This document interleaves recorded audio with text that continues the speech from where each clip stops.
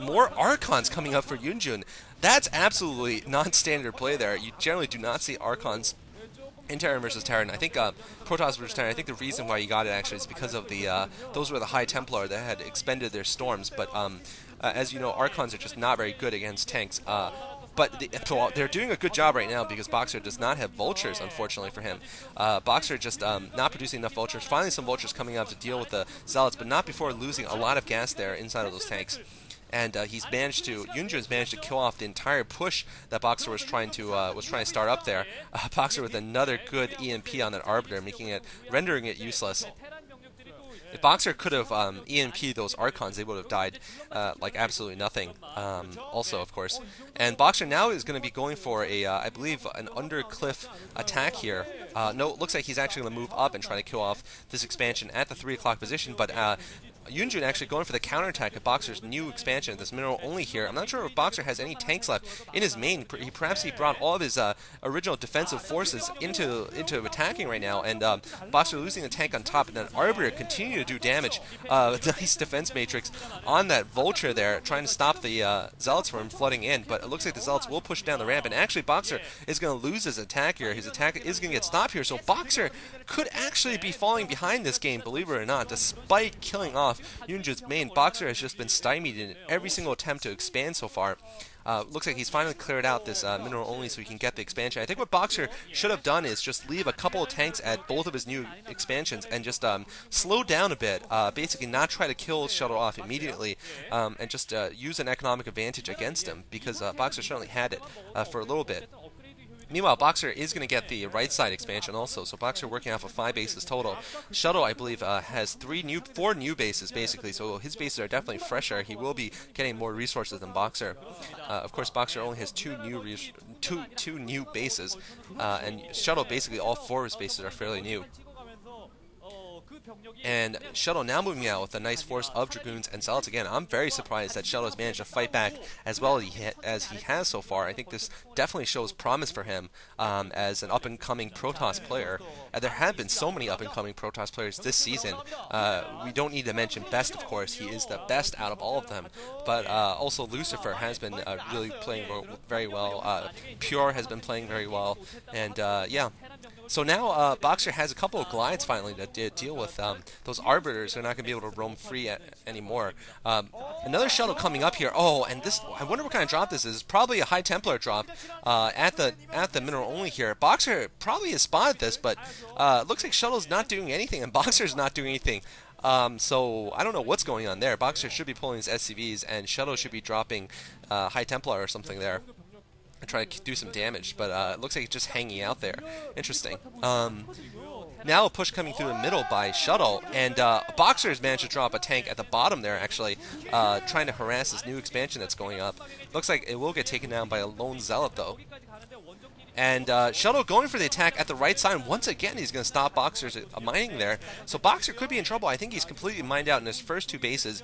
He's still mining, I believe, from his second expansion and his third expansion. So two mineral bases still running, and well, obviously 4 still for Shuttle. So Shuttle could be taking a significant lead here very soon. I think Boxer, of course, has more SCVs, though. Here comes a big attack on Boxer's front here, getting stasis twice. This is terrible for Boxer. And could Shuttle pull off a Pimpus play against Boxer?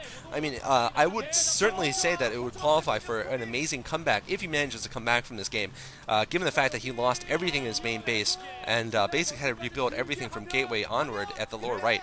But he's managed to stasis a lot of Boxer's tanks. He managed to pick off almost all the tanks there.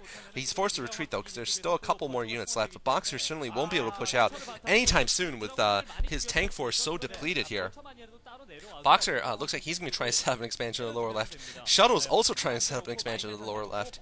So perhaps they're both going to put up secret expansions there. And there's still a couple of buildings left inside of Shuttle's old main. I think Boxer should have left a couple units just to clean out that forge, make Shuttle rebuild it. But looks like it's still alive over there. Boxer now remining from that area.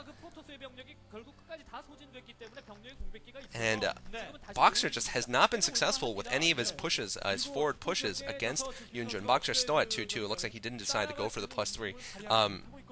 I think other than that flank attack that Boxer did, which was absolutely brilliant, he just hasn't had much success in the offense, and Shuttle has managed to continuously deny him expansions, which is certainly, you know, very, very good play there. Looks like Shuttle's going to be trying to deny the left side once again, but this time Boxer is ready. He's doing a slow push down the left side of the map. We'll see if YoonJong decides to parry on the right side. And this just reminds me of, well, I won't go into it too much actually, but I've been reading a lot of Civil War history recently for fun. A lot of storms going up on Boxer's vultures, but he needed to storm more of those tanks, and now the attack coming in once again on Boxer's front. Oh man, and once again Boxer is out of position with those vultures. This is absolutely terrible. Boxer has no skirmishers out there. He has nothing to be able to stop these zealots from running in and killing his artillery. And yes, I am using Civil War terms on purpose. Oh, but 3, 4 Templar are getting killed off by mines there. So sloppy play by Shuttle also. Basically, both players playing very sloppily there, I feel. Boxer should have gotten more vultures, and Shuttle should not have walked into those mines. But yeah, basically, if you guys want to read an absolutely great history book, one-volume history of the Civil War, the American Civil War, you should read Battle Cry of Freedom. Just a masterfully written book about pretty much all aspects of the Civil War, about the battles, about the politics behind it at the time, and just detailed stories about the battles, which is what I love.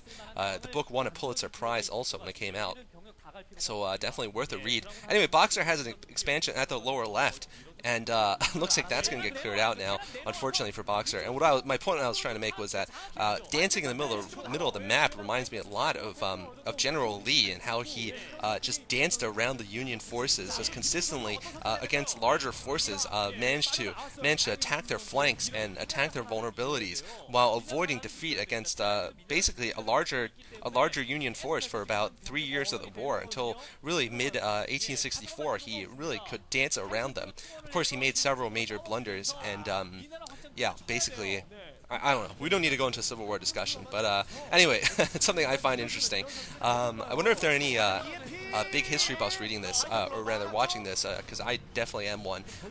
Anyway, so looks like a couple more pushes coming in from Shuttle, managing to pick off the lower left base, and I think Shuttle is in the lead right now. He's managing to pick off just so many tanks, and Boxer just needs those covering units.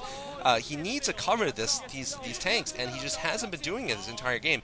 The Boxer of old certainly would have had more success with his vultures. He was in fact well known for his vulture harass. Oh, and Boxer sieging up the tank in range of the photon cannon. That's a mistake. The cannon, I think, will go down. No, it looks like the vultures managed to do a couple more hits to it, so it didn't go down. But Boxer is going to lose his tank now against these speedlots coming in.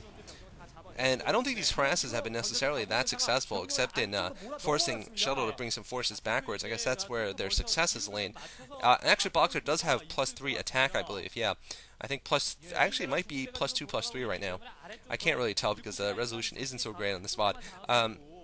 A lot of forces now pushing forward, a lot of speedlots, and Boxer needs to be responding to this by just getting vultures to protect his tanks. He really just needs that. Now a lot of vultures in the middle. Finally, Boxer has his vultures. Now what he needs to do is keep them with the tanks, of course. And just a lot of forces swarming the middle. What else is going on right now in the StarCraft world? Well, the Proleague, the first half of this year's Proleague will finish. And I believe there will be playoffs afterwards.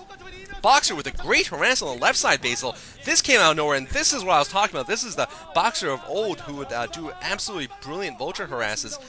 If I may make another Civil War analogy, those are definitely his cavalry, and he needs those cavalry to screen and also to raid. And this is definitely one of, I'd say, maybe Jeb Stewart's raids, or perhaps Nathaniel Forrest's raids.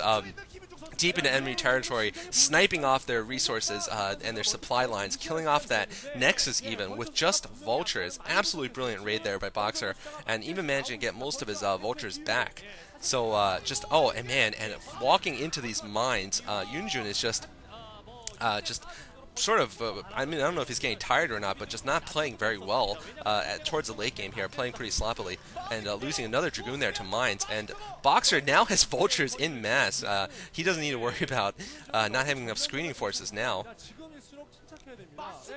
And YoonJong, who almost came back and won this game, now looks like he's definitely behind because he's managed to, well, Boxer managed to pick off that expansion there, and he's managed to do significant economic harm there. I think Shuttle should be getting pretty low at his main base at the lower right by now. He's trying to get up a new expansion here at the 3 o'clock position, and this entire map is being mined out. This is crazy. Boxer is going to lose his command center. I think he's just forgotten about it, unfortunately. And Boxer now going for the new expansion at the lower left.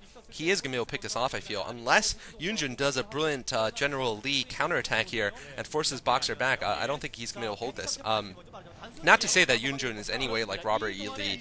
Really, I'd say he's more like, oh god, I don't even know who, like McClellan or something. Losing his forces, just playing too cautiously, and then, well, never mind. A lot of forces going towards the lower left once again, and Boxer just has so many mines everywhere. Wow. I'm not sure if YoonJong still has a base there at the lower left, or if Boxer is just trying to take it for himself. Looks like actually that's what he's trying to do, is set up a perimeter so he can take the lower left base and try to starve